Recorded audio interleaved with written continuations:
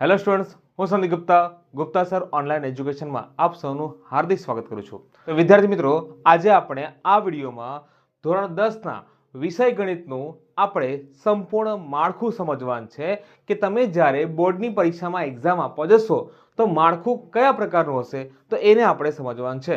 તો સૌથી પહેલાં જ્યારે તમે આ માળખાને સમજો, બરાબર, પણ અહીંયા તમારી પાસે ગણિત વિષય જે છે એ બે પ્રકારમાં છે, બરાબર. અમુક વિદ્યાર્થીઓ સ્ટાન્ડર્ડ મેથ્સ વાળા છે અને અમુક બેઝિક વાળા છે. તો સ્ટાન્ડર્ડ ગણિત અને બેઝિક ગણિતના સૌથી પહેલા તો આપણને કોડ ખબર હોવો પડે, કેમ કે એક્ઝામમાં જશો ને તો આપણી પાસે કોડ હશે ત્યાં, બરાબર. પેપર બેના અલગ અલગ હોય છે. તો હું તમને પહેલા કોડ સમજાવું.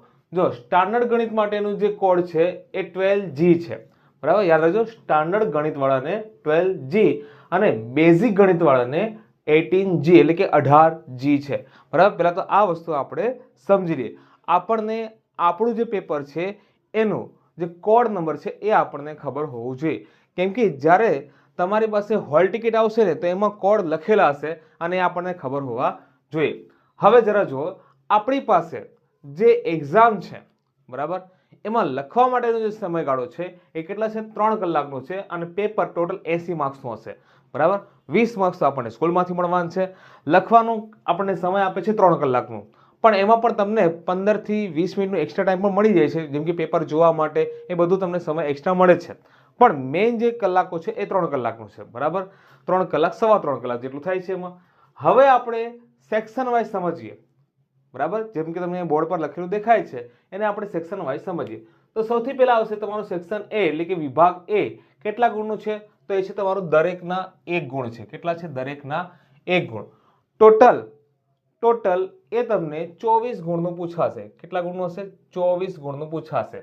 ઓકે, દરેકના 1 ગુણ, ટોટલ 24 માર્ક્સ હશે. પણ એમાં શું શું પૂછાશે એને આપણે જરા વિસ્તારથી સમજીએ. જરા જુઓ તો આપણને હેડિંગ આપેલી છે અહીંયા, સૂચના મુજબ જવાબ આપો, બરાબર. સૂચના મુજબ જવાબ આપો, પ્રશ્ન ક્રમાંક 1 થી લઈને 24 સુધી, બરાબર. જરા ધ્યાનથી સમજો. સૂચના મુજબ જવાબ આપો, પ્રશ્ન ક્રમાંક 1 થી 24. અચ્છા, હવે એની અંદર શું છે? તો સૌથી પહેલા આવે છે વિકલ્પો. શું આવે છે? સૌથી પહેલા વિકલ્પો. હવે વિકલ્પો કેટલા છે? તો 1 થી 6 પ્રશ્ન, 1 થી 6 પ્રશ્નો વિકલ્પના હશે, બરાબર. ત્યાર પછી આપણને આપેલું છે કૌંસમાં આપેલ વિકલ્પોમાંથી સાચો વિકલ્પ પસંદ કરી ખાલી જગ્યા પૂરો. ઓકે, તો આપણને બીજો જે ક્વેશ્ચન હશે ખાલી જગ્યાનો હશે. કેટલા પ્રશ્ન? 7 થી 12. પણ એમાં પણ તમને 3 ઓપ્શન આપેલા જ હશે, બરાબર. કૌંસમાં આપેલ વિકલ્પો લખ્યા છે તો એમાં પણ તમને 3 ઓપ્શન આપેલા છે. એનો મતલબ કે આ વિકલ્પ વાળો થઈ ગયો ક્વેશ્ચન, બરાબર. આમાં 4 વિકલ્પો આપેલા હોય તો આમાં 3 આપેલા હોય છે. ઓકે, ઇન શોર્ટ બંને એક જ વસ્તુ થઈ ગઈ, પણ બંને પ્રશ્નો અલગ અલગ હશે. ત્યાર પછી વિધાનો ખરા છે કે ખોટા તે જણાવો. જેમાં પ્રશ્ન 13 થી 16 છે. કેટલા પ્રશ્ન? 13 થી 16. તો સૌથી પહેલા વિકલ્પો, પછી ખાલી જગ્યા છે એ પણ વિકલ્પ સાથે છે, પછી આપણે ખરા ખોટા જોવાનું છે.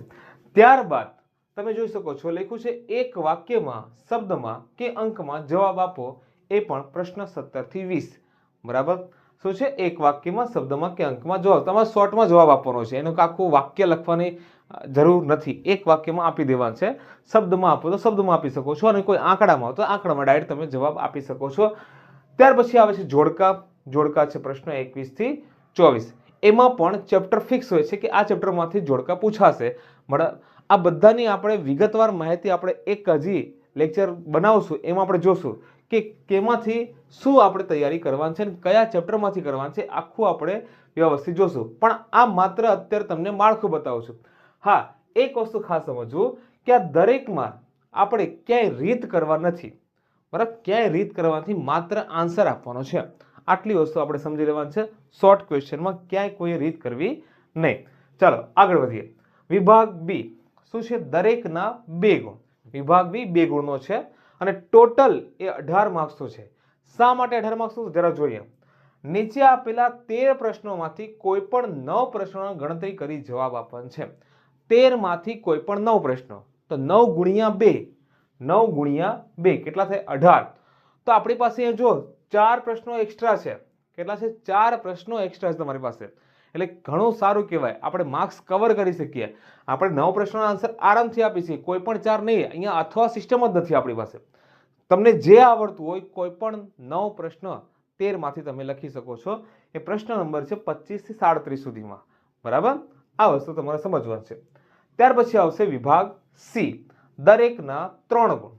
દરેકના 3 ગુણ, એનો પણ ટોટલ જે ગુણ છે 18 માર્ક્સનો છે. શા માટે? તો 9 માંથી કોઈ પણ 6 પ્રશ્ન ગણતરી કરીને જવાબ આપવાનો છે. 9 માંથી કોઈ પણ 6, તો 6 તેરી 18. બરાબર, પ્રશ્ન 38 થી 46 સુધી, આમાં પણ સારો એવો ઓપ્શન છે, સ્કોપ છે આપણી પાસે સારો. બરાબર, તો તમે અહીંયા 9 માંથી કોઈ પણ 6 પ્રશ્ન આરામથી લખી શકો છો. ઓકે, ત્યાર પછી વિભાગ ડી, દરેકના 4 ગુણ અને ટોટલ થાય છે 20 ગુણનો.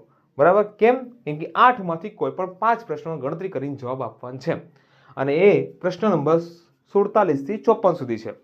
વિદ્યાર્થી મિત્રો, આ માળખું એટલું ઇઝી છે કે તમે આરામથી તમારો જે માર્ક્સ છે તમે ધાર્યા છે એ કવર કરી શકો છો. એટલા માટે જ ગણિતમાં 100 માંથી 100 વધારે વિદ્યાર્થીઓ લઈ આવી શકે છે. બરાબર, એટલે બહુ ઓછી મહેનતમાં તમે સારામાં સારા માર્ક્સ કવર કરી શકો છો. કેમ કે તમારી પાસે તમે જુઓ કે કેટલા બધા ઓપ્શન છે. 8 માંથી 5, 3 પ્રશ્નો એક્સ્ટ્રા છે. 9 માંથી 6, અહીંયા પણ 3 એક્સ્ટ્રા. 13 માંથી 9, અહીંયા 4 એક્સ્ટ્રા. એટલે એક્સ્ટ્રાનો તો ભરમાર છે આપણી પાસે. એટલે તમે ધારો એટલા માર્ક્સ તમે આરામથી લઈને આવી શકો છો. બરાબર, પણ જો માર્ક્સ કપાવવાની સૌથી વધારે સંભાવના હોય તો એ શોર્ટ ક્વેશ્ચન છે. એ શોર્ટ ક્વેશ્ચનમાં તમારે બચાવવાનું છે કે તમારે 24 માર્ક્સ પૂરા મેળવવા પડે. એના માટે તૈયારી ખાસ કરવાનું છે. કેમ કે આમાં તો માર્ક્સ મળી જાય, પણ આમાં જે છે ને, જો કપાયા તો બધું ગયું. બરાબર, જે માર્ક્સ કપાશે તો એમાં કોઈ પોઈન્ટમાં માર્ક્સ નથી મળવાનું, એમાં કપાશે તો પૂરા 1 માર્ક્સ જતા રહેશે. બરાબર, આટલી વસ્તુ ધ્યાનમાં રાખો. કેમ કે આ જે માળખું છે એ સ્ટાન્ડર્ડ અને બેઝિક બંને માટે સરખું છે, કોઈ અલગ માળખું નથી. તો બસ આજે આપણે આટલી જ વાત કરવાની હતી કે તમે માળખાની વ્યવસ્થિત માહિતી મેળવી લો અને જ્યારે બોર્ડની એક્ઝામમાં બેસો તો આપણને યાદ રહે.